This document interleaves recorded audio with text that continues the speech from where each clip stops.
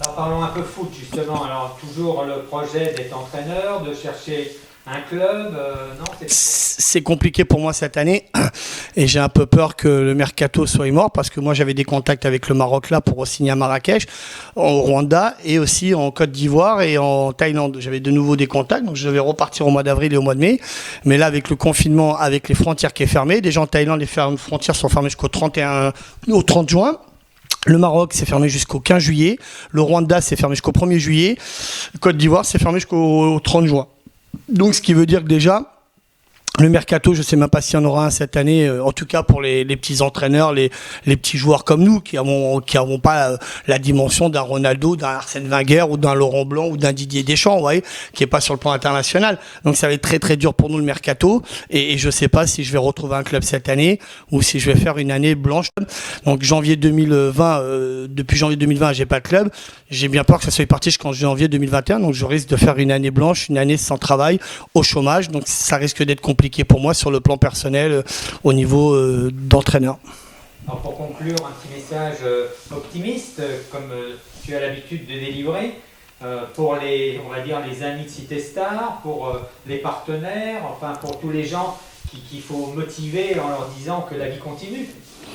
Non, bien sûr, non, mais la vie continue, il faut pas se prendre la tête, tant qu'on est vivant et en bonne santé, je dis que c'est le plus important. Après, j'ai une grosse pensée pour mes partenaires, parce que je trouve que dans la période actuelle difficile, qui est quand même depuis maintenant 3 ans, depuis le gouvernement Macron, c'est 2 ans de grève générale, avec les gilets jaunes tous les week-ends, c'est maintenant le Covid, j'ai peur qu'après le Covid, les gilets jaunes reprennent et que c'est reparti la grogne, donc j'ai l'impression que le mandat de Macron a été fait et basé que sur la grève et les incidents. Voilà, donc j'ai une grande pensée pour mes partenaires, dont la plupart j'ai eu au téléphone et que je soutiens énormément. Et j'espère que pour eux, ils vont redémarrer très rapidement leur activité commerciale, financière et surtout sociale. Voilà, et eux m'ont rassuré qu'ils étaient présents pour la soirée du 29 novembre et qu'à ce jour, j'ai pas un partenaire qui a donc qui a été défectueux, même s'il y en a 4 que j'ai pas réussi à joindre, qui sont les 2 hôtels parce qu'ils sont fermés, le restaurant le Finzi de Lori, pour qui j'ai une grande pensée. J'espère qu'ils vont rouvrir très vite et pouvoir redémarrer très vite, parce que les gens vont se rejeter vite fait dans les restaurants dès qu'ils vont ouvrir, comme les coiffeurs, parce que c'est un truc qui manque quand même aux Français. La bonne bouffe, le restaurant, le cinéma et la coiffure, ça reste des choses qui marchent toujours. Donc là, j'ai vu que les coiffeurs, mes partenaires, avaient repris, qui cartonnent, ils commencent le matin à 9h, ils finissent à 21h. Donc tant mieux pour eux, je le souhaite, et que d'ici novembre, leur activité sera redevenue peut-être pas normale, mais en tout cas, ils auront repris 80% de leur chiffre d'affaires.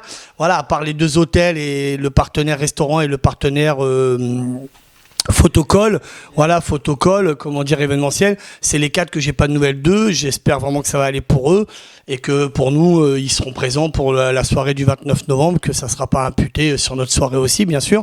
Mais j'ai une grande pensée pour eux parce que voilà, ça doit être difficile, et pour tous mes amis aussi, les personnalités du monde sportif, artistique et médiatique, et surtout du cinéma, voilà, pour et les chanteurs et chanteuses, parce que tout leur spectacle est annulé jusqu'à septembre. Comme je parlais avec Fabienne Thibault, Bébert, tous ces gens-là qui me disaient qu'ils n'ont pas d'activité et tous leurs concerts ont été annulés déjà jusqu'au 15 juillet pour l'instant, donc c'est compliqué pour eux. Est-ce qu'ils vont retrouver des dates à la rentrée?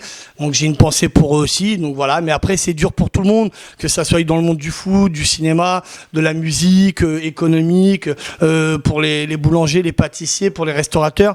Et voilà, il faut se dire, il y a toujours pire que nous.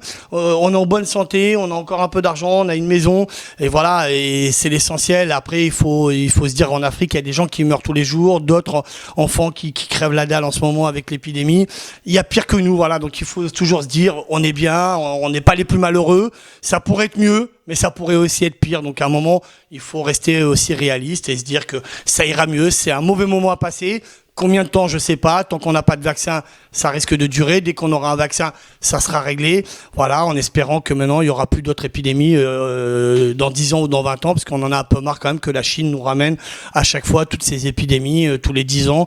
Ça serait bien aussi que les gouvernements là-bas en Chine, ils prennent un peu aussi, comment dire, leurs responsabilités en disant d'arrêter les marchés au noir de toutes ces bêtes sauvages, tous ces trucs-là, et qu'il y ait un peu plus d'hygiène dans les pays, comment dire, au niveau des des contrôles sanitaires. voilà, des contrôles sanitaires un peu plus stricts dans des pays un peu moins développés. Et pourtant, la Chine est un pays quand même développé, mais qu'on puisse être un peu plus strict là-dessus. Et j'espère que le gouvernement chinois comprendra qu'après cette pandémie, il faut réagir et qu'il faut arrêter de faire tout et n'importe quoi. Même si à un moment, ça reste la culture ou ça reste, comment dire, ancré, comment dire, dans des valeurs ou dans les traditions. À un moment, les traditions ne peuvent pas non plus mettre en danger des millions de gens.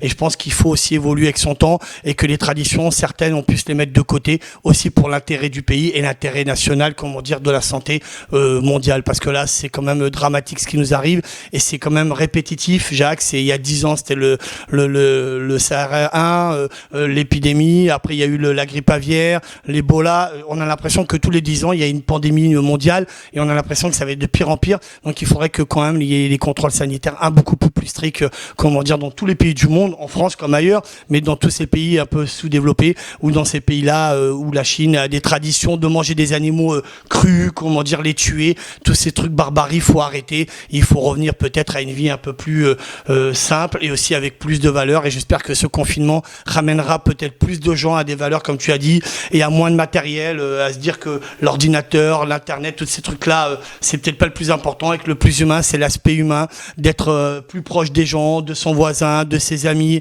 de donner un peu plus de son temps pour aider les autres, de partager, de regarder à côté et de pas se concentrer dans sa bulle et de dire voilà, je suis un capitaliste, je veux de l'argent, j'en veux encore plus et à côté j'en ai rien à foutre. Eh ben, il faut peut-être penser un peu plus aux autres et regarder un petit peu plus à côté de sa porte et voir comment dire qu'à côté de nous il y a aussi des gens qui souffrent et peut-être un peu plus les aider. Et j'espère que ce confinement permettra à tous ces gens sur la planète de réagir et d'ouvrir un peu les yeux et de vivre différemment à partir de maintenant.